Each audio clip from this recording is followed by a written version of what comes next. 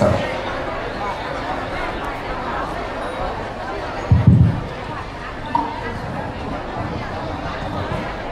ปริตวานเมตตังสเมตตาภัทธันตาอวิคิตจิตตาปริตังปนันตุสัพเพกาเมจโลเกคิริสิกรตเตจันตริเกวิมาเนอิเประเทจักขาเมตลุวนาคังเนเทวตุมมิเกภูมาจยันตุเทวาจลาทลาวิสเมยะอาคันทัพพนาคาติทันตาสันติเอยังโมเดวลาวาจนาสาธโวเมโสนันโตปนโตเยเทวา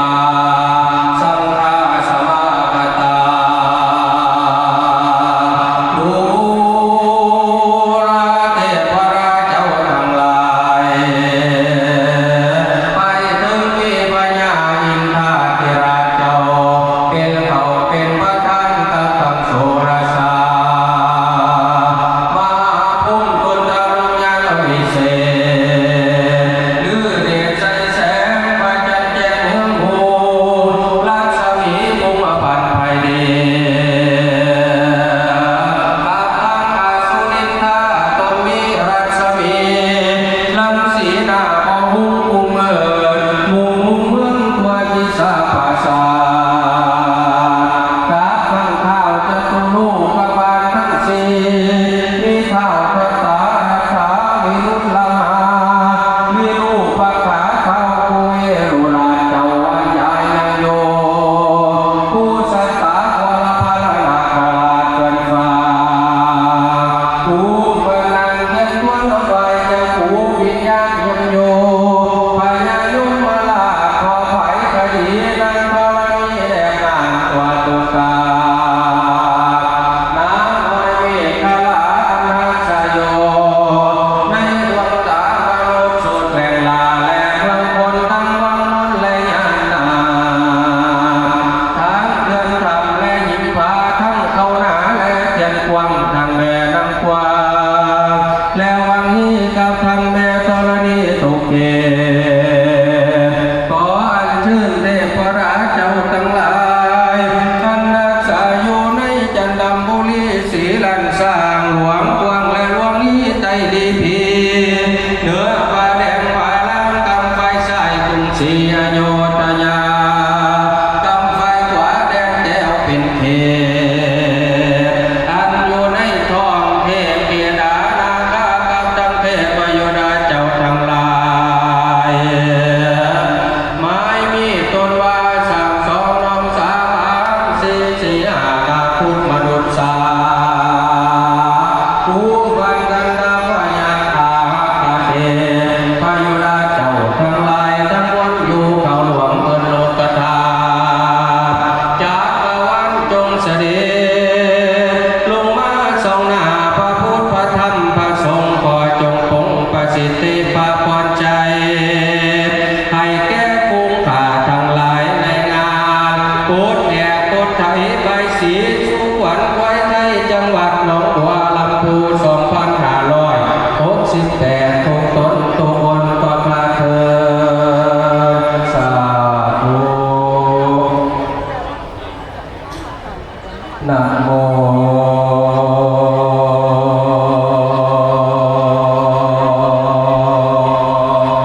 ตัสสะ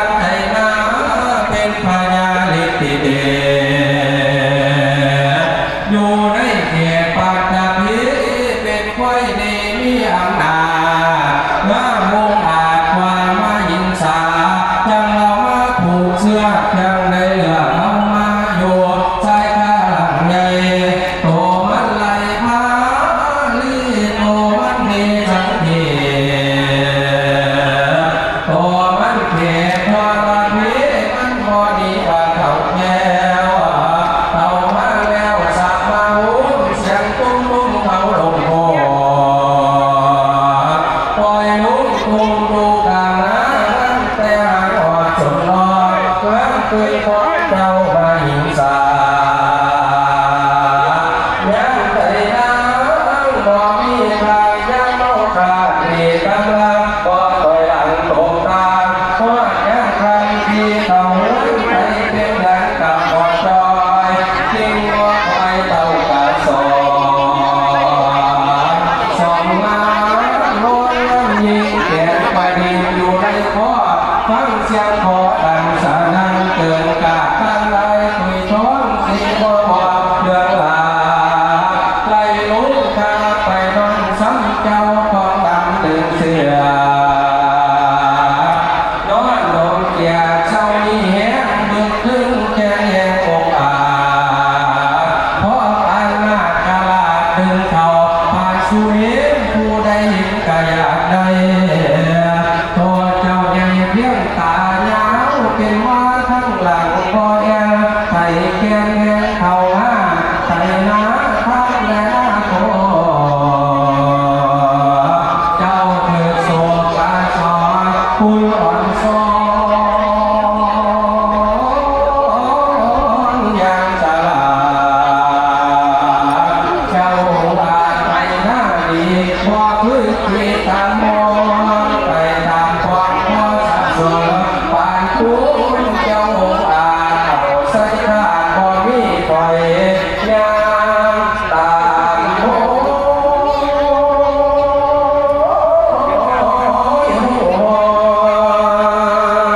ไปเอาลวงทำหน้ามีผู้ป่าอยู่ดีพอโมนาภาเขาทางน้ำแตกนอน้ำนุ่นพอทนเขาสีเขียวเม็ดข้าวเหนียวและข้าวจีพันเล่าดีเจ้าวันน้ำดีฝาดโตเขาเปิดบุกเต็มร้านเรียกน้ำหวานคำพูดพูดคำพอเราจับว่าขอขายรักอะไรเป็นรอยลานเจ้าดีเลินมาอยู่น้ำตาลทองคำมาขอบัดนี้คอยจะซื้อเราควันของเจ้ามาเต่าซื้อเราควันของเจ้ามาหูมาจะในวันนี้ก็ขาดเธอว่ามาเยอะควันเ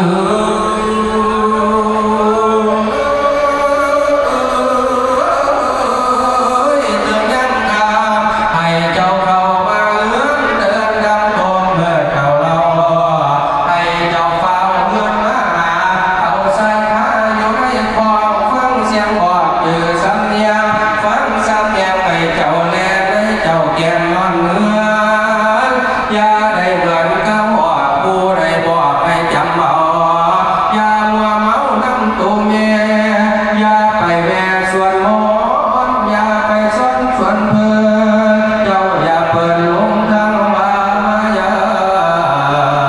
ควันลือควันลือว่าเอาควันว่าควันน้อยน้ำมันนี่น้อยนี่มาอยู่ที่ตารางเย็นสวงเขาบ่จูนบ่เจ้าไปขาเขาบ่ด่าเจ้าโตดีบ่มีเตียวเชียงทางเขาบ่หามังสาเขาบ่สั่งกดจีให้เจ้ามาอยู่ที่เคยนอนบ่มีหมอนให้เจ้าลงหัว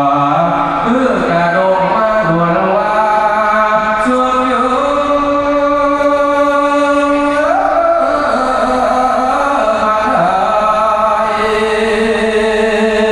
ให้เจ้าพูดเจ้าคำยักเมื่อคำไม่โง่มา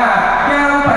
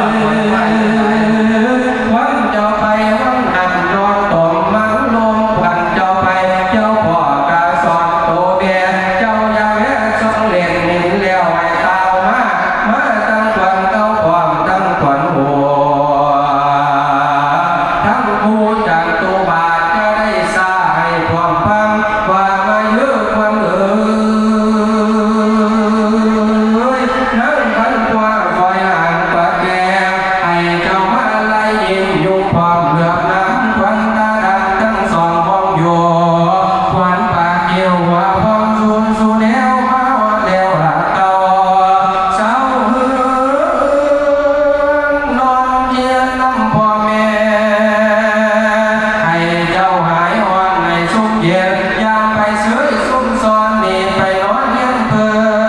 นให้เจ้ามากะลังว่างกว่าจังว่าได้บัดนี้คอยกาซื้อนมวันบนเจ้ากะสอนพร้อมไปรวยพี่น้องผู้ที่มาในงานในเจ้ามากับเต้าพร้อมพันเขาคำคุณเหมือนราชาในวันนี้ก็ตามเถิดว่ามาเยอะควันพายควันขันเป็นขวัญเจ้าบ่มาเบิดเดีแดดยังสามสินักที่เก่านี่แล้วควันขันเป็นขวัญเจ้าบ่มาเบิดเดีแดดยังสินักพาเจ้านี่แล้วควันขันเป็นขวัญเจ้าบ่มาเบิดเดีเพิ่มไปได้โอ้จังสิหอดเกียรติสาธุปีใหม่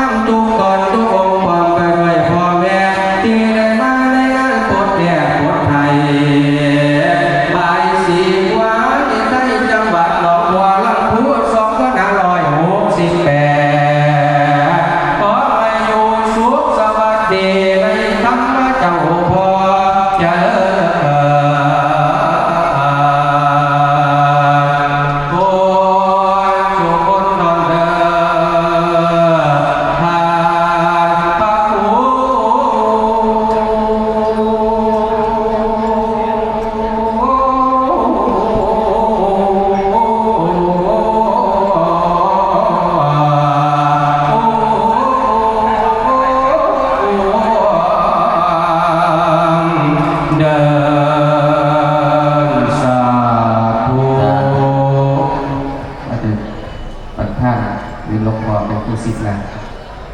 นานครับ ครับ ให้ประธานหลวงพ่อกันเลย ครับนิมนต์ท่านพระคุณเมตตาสิทธิน้ำมนต์ ไปช่วย สิทธิ์ใช้ค่อยแล้วครับยังสิทธิ์ใช้คน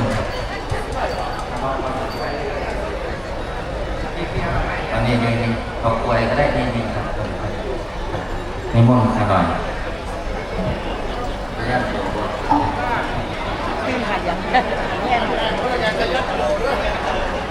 ดักกัตยากบูตานาปปะกะหานุวาลนาปริกัสสานุภาเวนะตวาเตสัมปุปะเวนักขัตตยะกบูตานาปปะกะหานิวาลนาปริกัสสานุภาเวนะตวาเตสัมปุปะเว